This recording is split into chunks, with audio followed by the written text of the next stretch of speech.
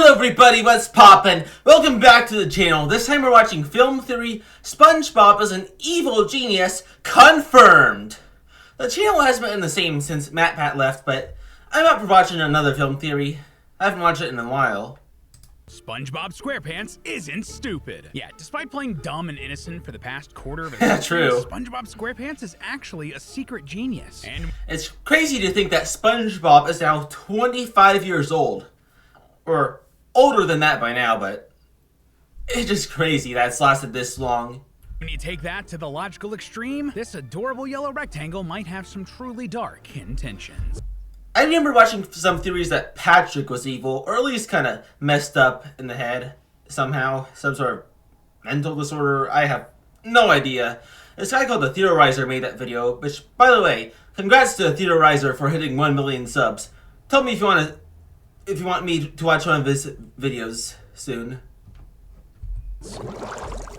Hello, Internet! Welcome to Film Theory. Show where F is for Film Theory. U is for you and me. N is for anywhere and anytime at all. So why not subscribe for new videos Yeah, sure. every week? So Well, at this I point, already am no one needs subscribed. An introduction to SpongeBob SquarePants. I mean, everyone knows him. Absorbent and yellow and porous is he. And if you don't know him, well, you're SpongeBob basically living under a rock with Patrick. Honestly, one of the most impressive Dang, things with about Patrick? SpongeBob SquarePants is just how much staying power it's had. The show first aired on Nickelodeon all the way back in 1999, last century, and it's never left. It has a Last pretty classic cartoon century. formula. SpongeBob and That's friends crazy to get think. some silly adventure every week in the town of Bikini Bottom. Some slapstick comedy ensues. At least 2 memes are born. Complete disaster is averted. Yeah, and memes. everything starts all over again next episode. It's a classic format that's created some of the most iconic parts of internet culture. Seriously, there's a meme you almost certainly recognize from basically every single episode of this show. And with a brand and characters that strong, it feels like everyone knows their deal, right? Mr. Krabs is greedy, Squidward is a tortured artist, Sandy is from Texas, Patrick is Hey, rocks. don't you do Squidward dirty.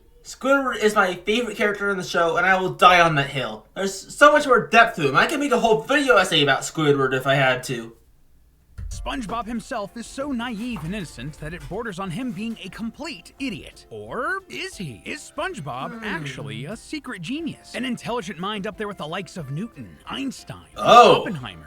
I mean, okay, well, let's not get ahead of ourselves. I think just proving that he isn't stupid would be a good start. Yeah. Okay, just to be straight up with you loyal theorists, when the team first came up with this idea in our writers' meetings, I thought it was both incredibly silly and incredibly fun. And honestly, those are the best types of episodes. Oh, yeah. We're watching an old school cartoon and taking it way too seriously? Hell yeah, brother. Yeah, Some dumb I love those videos. And honestly, when you do look at the evidence, there's a shocking amount of it pointing to SpongeBob Really? being much more intelligent than he lets on. And if we keep pulling that thread, soon it becomes clear that he's doing something truly dark and vile with that intelligence, all for his own sick Oh. Yes, really. So are ya ready, theorists?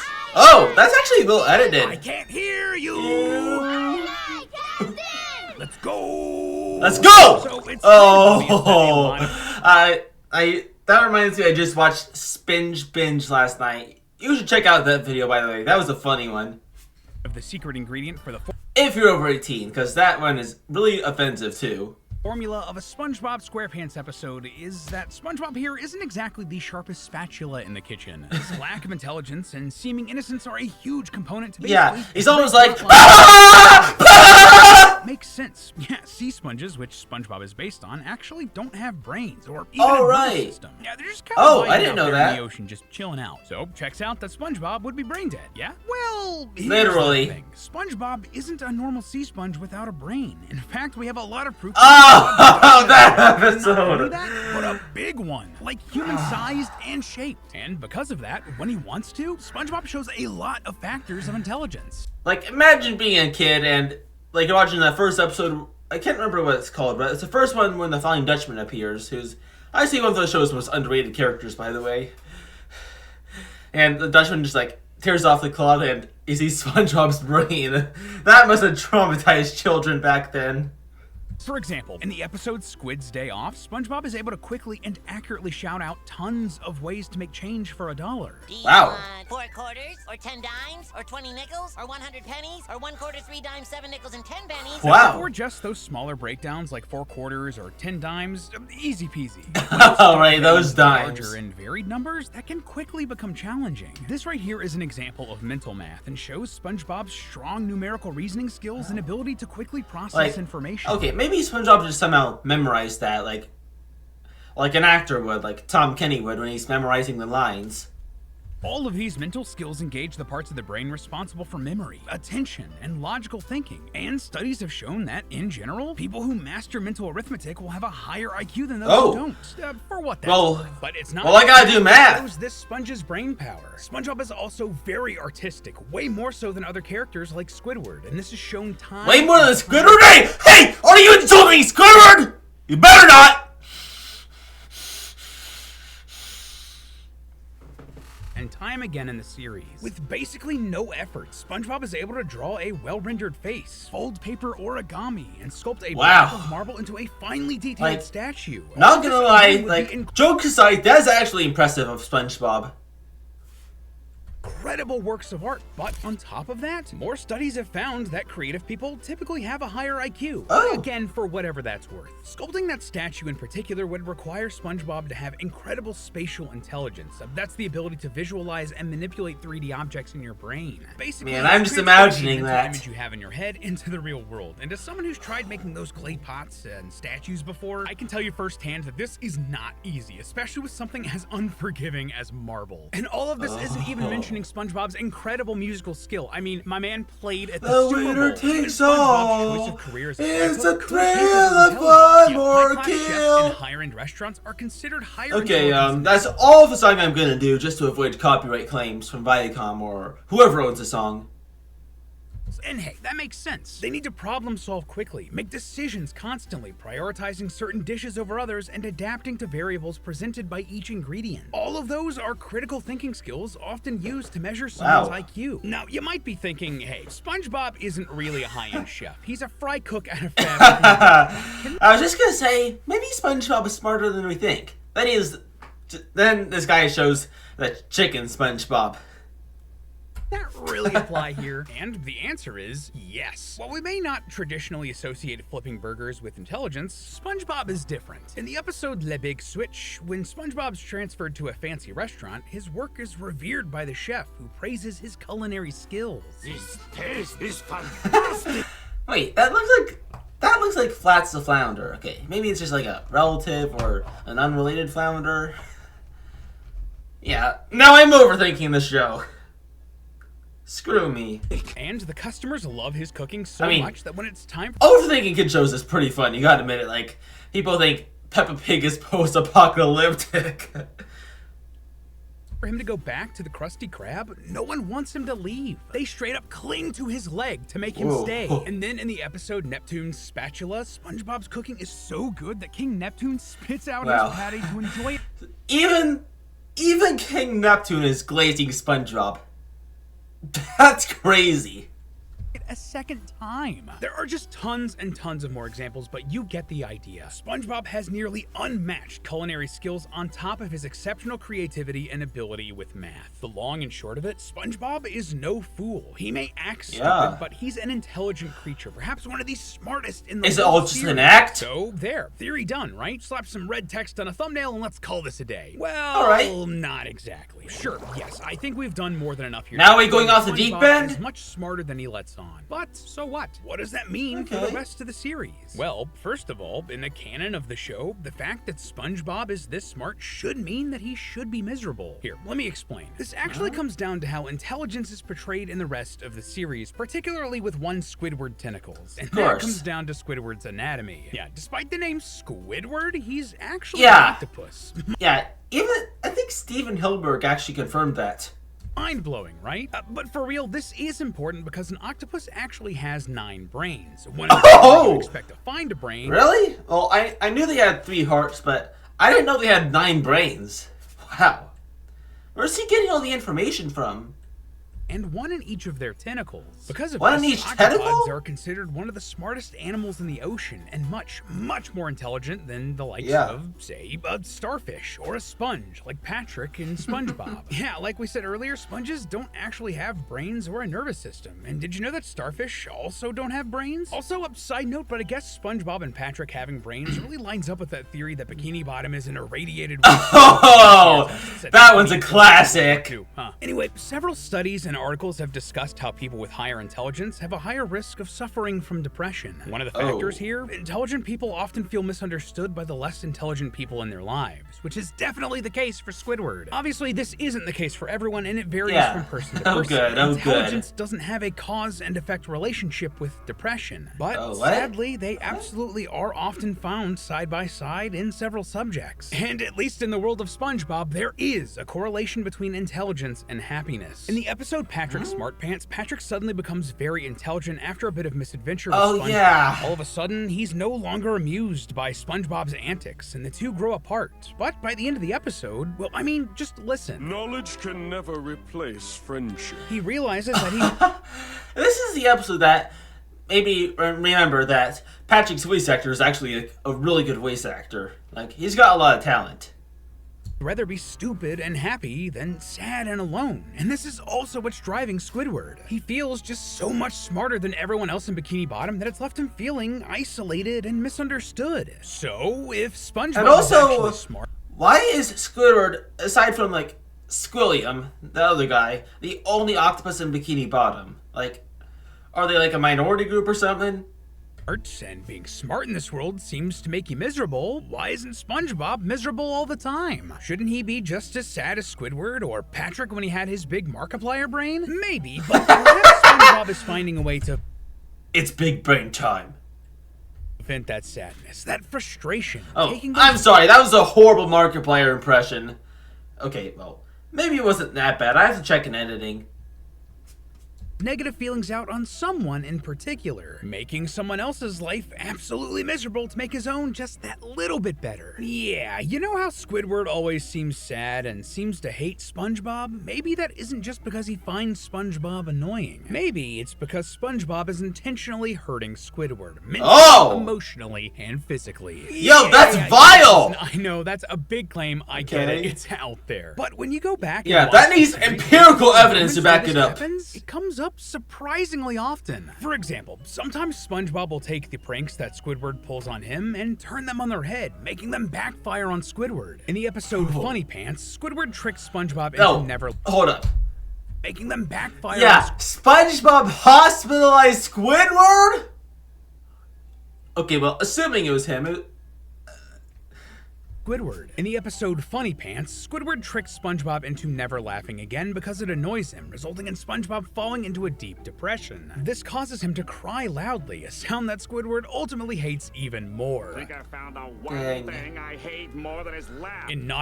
Okay. Name someone who has gone through more pain than Squidward. Go ahead, I'll wait. Just tell me in the comments. Ultimately hates even more. I think I found the one thing I hate more than his laugh. In Naughty Nautical Neighbors, Squidward tricks Patrick and SpongeBob into no longer being friends after their laughter ruins his cooking. But they both just end up independently annoying Squidward.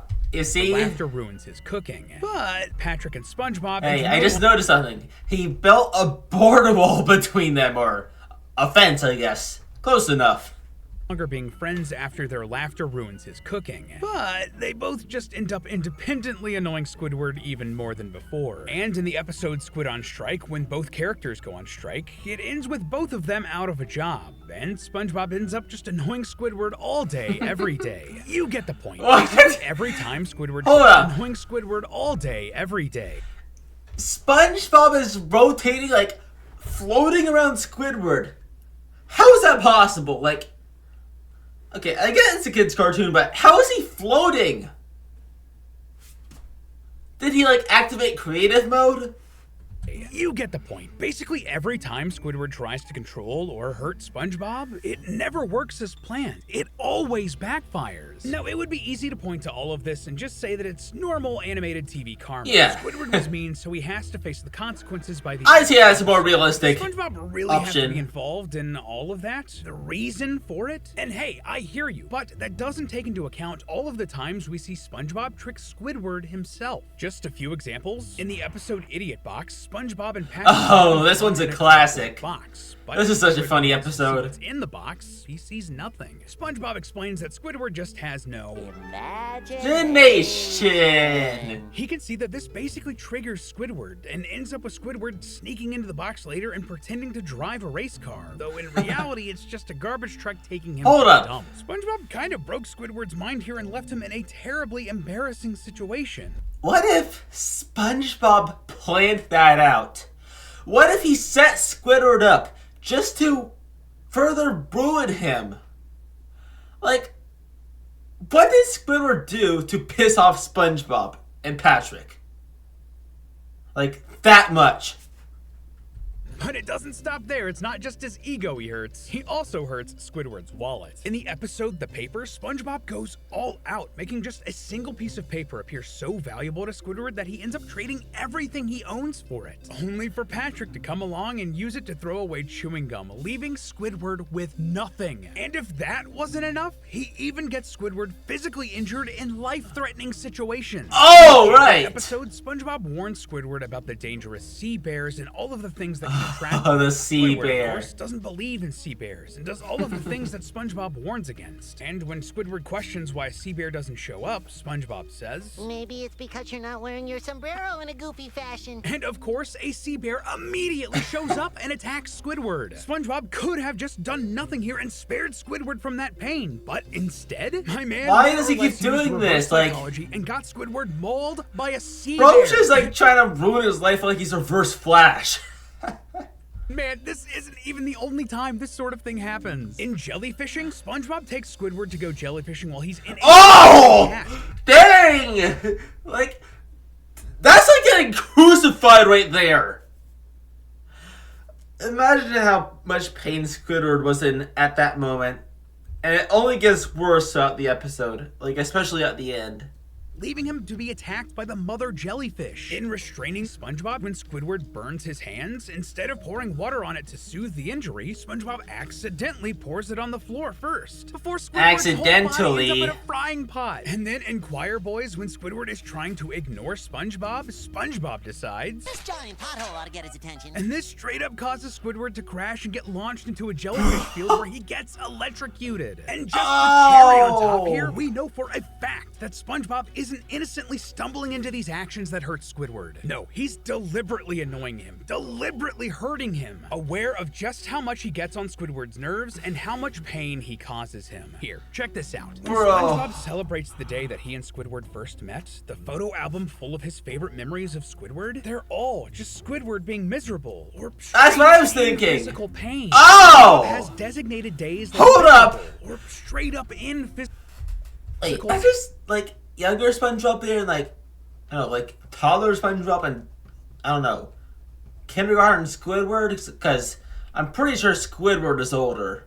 Or at least he seems to be. And SpongeBob's just smiling while Squidward's being electrocuted. Like, that's like having a swarm of killer bees, like, stinging you, and the other kid's just, like, laughing like it's a good time, roasting some marshmallows. Yeah. It goes back that far. Yeah, I'm never looking at SpongeBob the same way again. Screw you for ruining my childhood. pain. SpongeBob has designated days that he especially annoys Squidward. You know Oh! what it is? Annoy Squidward. Bro! Oh, silly. What? This guy straight up has annoying Squidward on his calendar. And No! he communicates that he dislikes No! SpongeBob, that he wants him to stop. SpongeBob acknowledges that he knows. SpongeBob, Yes, Squidward? you know I hate you, right? Yes, Yes. And even when Squidward tries to get a restraining order against SpongeBob to protect himself, SpongeBob instead just gets Patrick to act as a middleman, resulting in more agony for Squidward. Really, this right here, this adorable, childish sponge, in a show where there isn't really a true, obvious evil villain, Plankton aside, he is the true menace. SpongeBob SquarePants is constantly torturing his neighbor Squidward, tricking his mind, playing with his emotion, and breaking his body. And if this pattern holds, why? Expanding his reign of terror outwards. I mean, what else could explain the fact that he hasn't been able to pass a driving test for over 20 years, and he keeps torturing is that another theory? Really, his big, dumb rampage against Bikini Bottom has only just begun. But hey, that's just an objective fact. A film theory. And cut. Up next on Film. Why did you have to ruin my childhood? No. No! No! Why? Why did you do that? Why? Well, anyways, thank you so much for watching. That was a fun little theory. Be sure to like, comment, and subscribe for more of these videos, and I'll see you in the next one. Until then, this is Florida Mac signing off.